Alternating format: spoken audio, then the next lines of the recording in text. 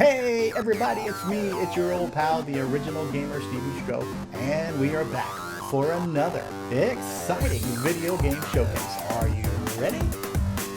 Let's do it!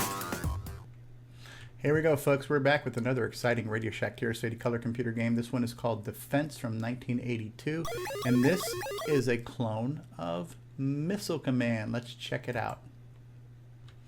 Alright, so very much like Missile Command. You've already seen me review a game called Polaris, which was released by Tandy, where you had submarines.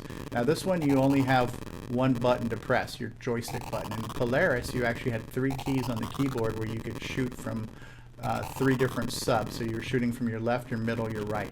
This one I'm shooting from one base in the center, and it looks like I'm protecting outposts, very much like we did in Missile Command. You get bonuses for the outpost you saved and any remaining ammo, it looks like here.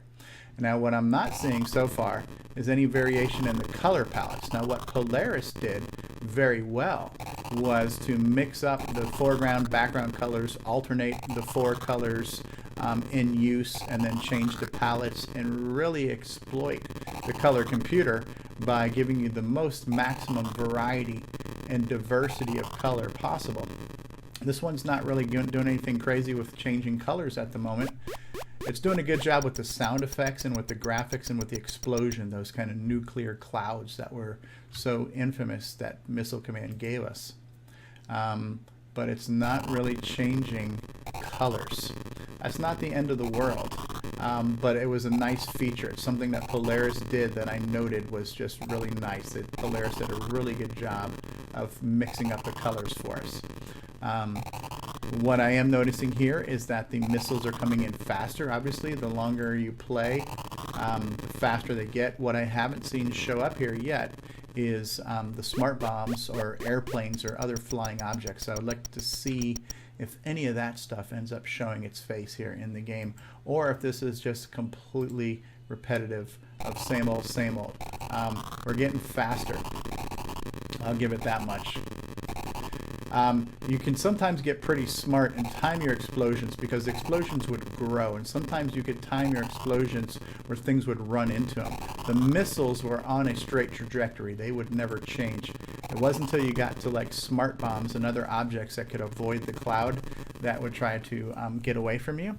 But so far I'm finding that this is pretty playable. Other than getting faster, it's pretty predictable and pretty playable so far. I haven't really come into any oh wow moments where I said, oh man, I can't believe what they're doing here. So far so good.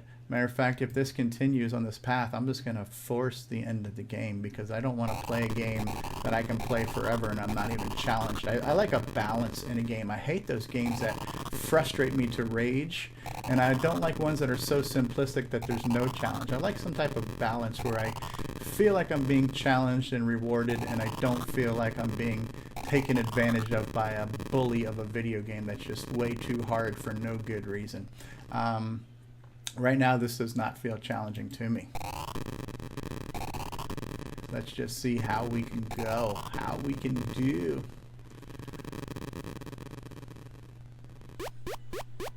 So far, same old, same old. I would really like to see something different. I would like to see a smart bomb come out. I would like to see an airplane fly by, or something else that was in the arcade. I'm not seeing it yet. If I don't see it after one more round, we will go ahead and wrap this up. But as far as this being a good clone of Missile Command, it is. This is what Missile Command looked like. This is how Missile Command played. The explosions are here. The sound effects are here. The missiles coming down are here. So it's definitely a faithful reproduction of the game. But having seen a game that's older than this, and a game that, of all people, Radio Shack released, that did much more than this, I'm a little disappointed in the people that made this, just for not adding a little bit more spice to it. Okay, so at this point now it's getting crazy fast.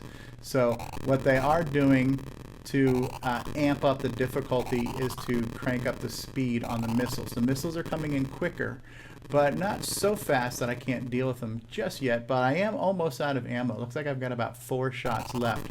So maybe I Okay, see, like right now I just wasted a shot, not knowing that Oh, I have more ammo. Okay, so I guess what's happening is those little pellets on the right side of the screen are reserve tanks. Those are showing me I've got reserve tanks of bullets. I thought they were just pellets. Okay, these are now coming in fast, and that looks like the smart bomb. Finally. Finally, I'm seeing something that, number one, it looks like it was taken from the arcade, and number two, now the game is finally starting to give me a challenge. It was a slow burn. It took a while to get to the point where I was starting to feel like, oh, I'm not sure if I'm going to make this. We're here now. So I guess it took it easy on me.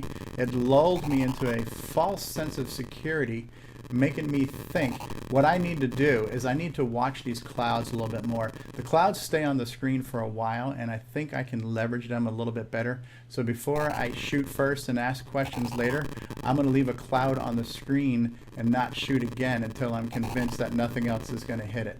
See, like right now, this guy might even hit that cloud.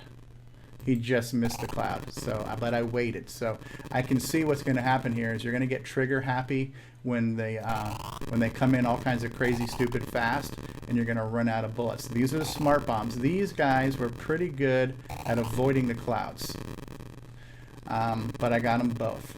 But is there more waves coming? So now at this point, my only criticism on the game is bonus outpost. Woohoo!